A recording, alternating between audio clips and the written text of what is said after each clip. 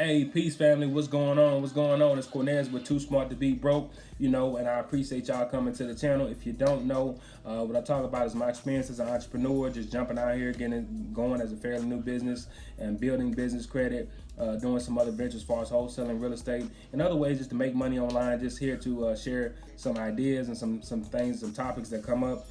So any information I come across or I learn or I do or I implement, I just want to share it with you all. So, hopefully it can help you, whatever you headed, you know what I mean? So, but real quick for this video, what I wanted to actually talk about is something I said I was going to talk about months ago. Probably, I don't know if it was last year when I actually said this, but it's probably months ago. Actually, what to have in your binder when you're actually going out to some of these places, okay? So, boom, we're going to the bank, or whatever, to try to get your business credit, trying to get funding, whatever that case may be, okay? So what we got right here, as soon as I open it up, I got my certificate of filing and my certificate of formation, pretty much that the certificate of filing here in Texas just confirms that, it's like your certificate of formation. Some people call it your articles of organization. So it's pretty much just has all the entity name, the registered agent, the address, whether you're, the manager or whatever, the managing manager or whatever like that, and it varies for each state. Here in Texas, it's $300 to file for a LLC. I know some places are more, some places are less. Definitely a very good investment. I'm not an attorney or anything like that. I'm just sharing with you some of my experiences. So here we go. The next thing I actually have is my, I got my EIN number. So if you're not familiar with an EIN, it's a employee identification number. Same number if you have ever had a job and you get the W-2 back, your employer has an EIN number, usually in the upper part of your W-2, and that's the number that they use for tax purposes. So now that you have a business, your business can have an EIN because you can have employees and stuff as well. You get the EIN number at irs.gov. That is the main website. Don't let it is free. You should not be paying anybody to get an EIN number. Okay, it is free. And if you actually contact them during business hours, I'm not sure of the exact hours, but for this, we'll say example between like 9 and 5. You can actually get the EIN number and download it and save it. It's right to your computer or print it off and save it.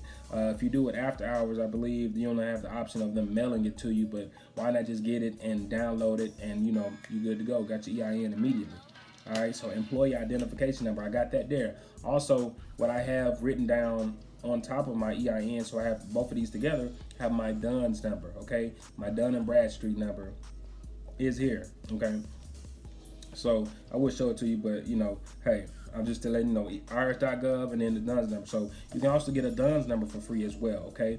So two ways, right? You get a DUNS number for free. First way, I forgot the exact website, but I believe it's iUpdate, something to do with iUpdate DNB. I might, if I can remember to drop a link, I might do that. But you can get the DUNS number for free.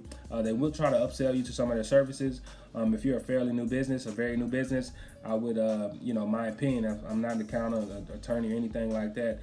This is for entertainment purposes. But in my opinion, if I'm a very new business, DUNS probably doesn't have the services that I would need, because I haven't been paying utility bills and other things that I can actually exchange into business credit. But to stay on topic, they're gonna try to upsell you. You don't have to worry about it. So one way is to go to iUpdate and just fill out your information with your business or whatever. Really, the second way is it populates by itself. Okay, so if you have like 3 or more accounts reporting to Dun & Bradstreet and your business is set up properly, meaning that you have your addresses all in order, congruent, everything across the board, from the Secretary of State filing to your Google listings to your where you getting your mail at, to your Bing listings, to list yourself, and all these platforms, or your banks, everything with your vendors, your address need to be completely the same. That way, when you got 3 or 4 accounts populated with Dun & Bradstreet or DNB, it actually will populate a number for you. Okay, so if you didn't know, that's one way to do that. All right. So yeah, I just got my IRS information here.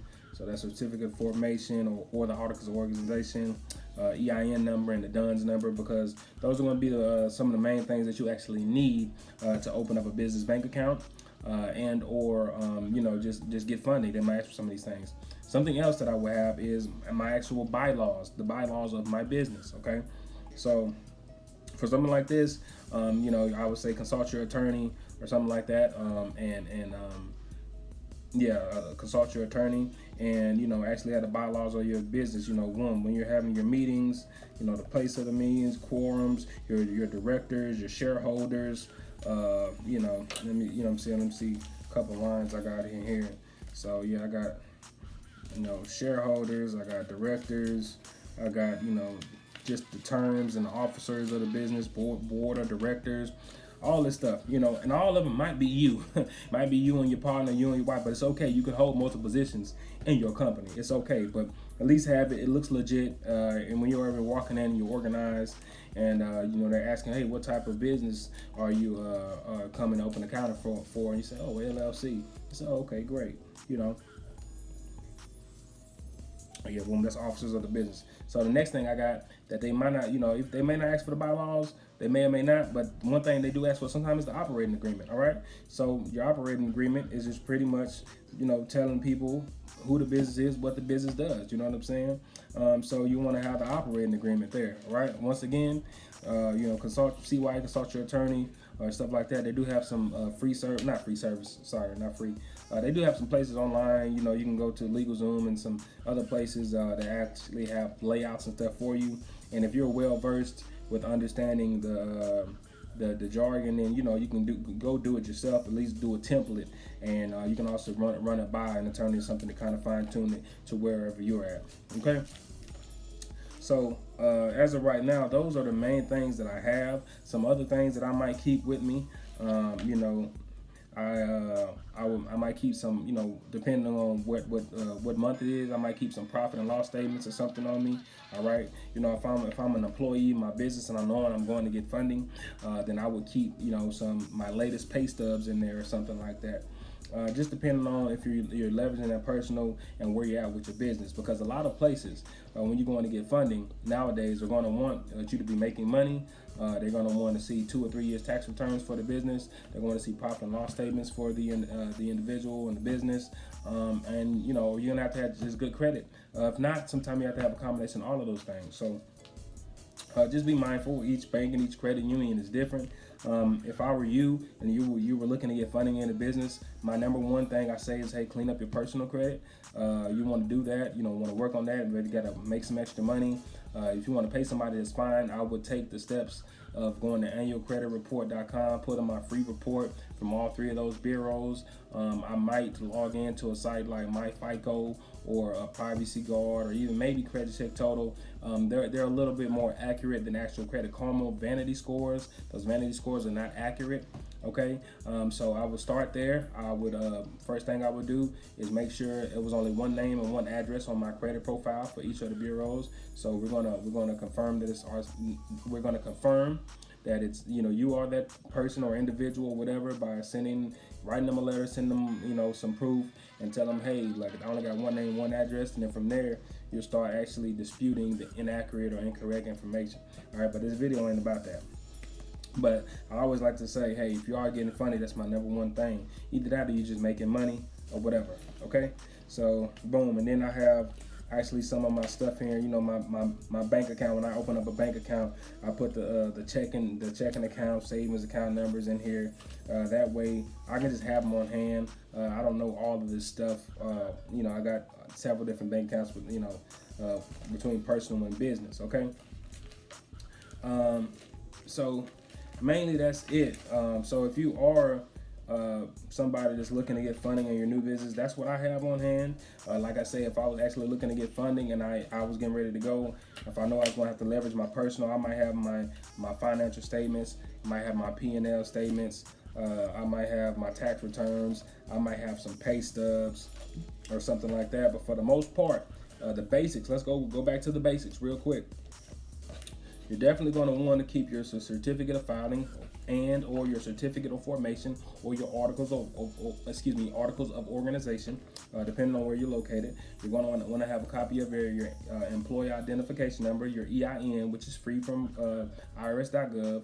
You'll want to have a DUNS number, which you can get from Dun & Bradstreet, the iUpdate website. You can get that for free, or have 3 or 4 vendors have 3 or 4 vendors that report to the same address, same information. If you don't know what the foundation consists of, it's pretty much having the business address, the business phone number, the business website, the business email. But I'm not talking about Google or nothing like that. Like you can reach me at Cornez@PurcellInvestments.com, or you can reach me at toosmarttobebroke@gmail.com. But when I'm filling out applications, I tend to use everything with the PurcellInvestments.com. Okay, so you get all of these things here, and you want everything across the board to be the same, and you want to be, you just want to congruent, because the main thing is it looks like fraud. If you have an address that's different, a phone number that's different, an email that's different, everything wants to be congruent. It's good for you, and it's good because you don't want anybody else just kind of trying to go run up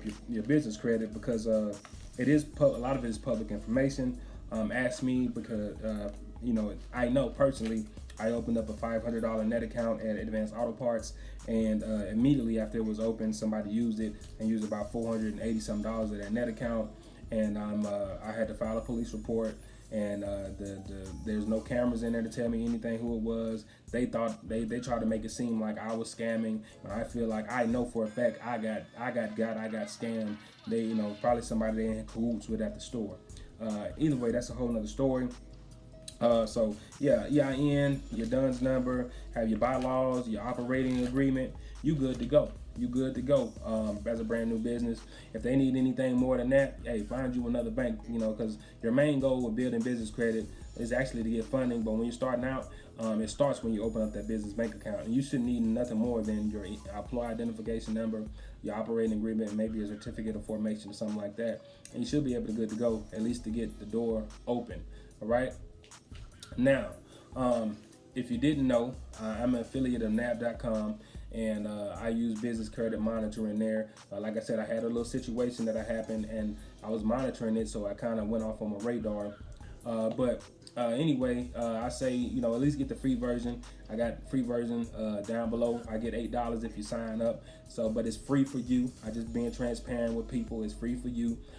At the least, just, if you do appreciate the information, like, share, and subscribe. And if you want to get, I got some Too Smart to Be Broke t-shirts. There's a link below. I think it's a holiday special going on for a couple days. Capital Holiday 20, get 20% off for the shirts. So I want to make this video real short and real to the point about what you should have in your binder. I always keep everything so it's already there. You know what I mean? If you whatever it is, you got a little checkbook on hand for sometimes when I'm out and I need to make offers on properties, or I need to have some earnest money and stuff like that. I keep a little check on me so I can write it down, because you want to keep everything in line and in order. It's easier to keep receipt of stuff if you actually write a check or use the debit or credit card instead of pulling out cash and having to keep track of all that stuff. But anyway, I want to say thank you, family. I hope everybody is enjoying their holiday season, their family season, however you get down. I want to say thank you so much for the support. And as always, you're too smart to be broke. Peace.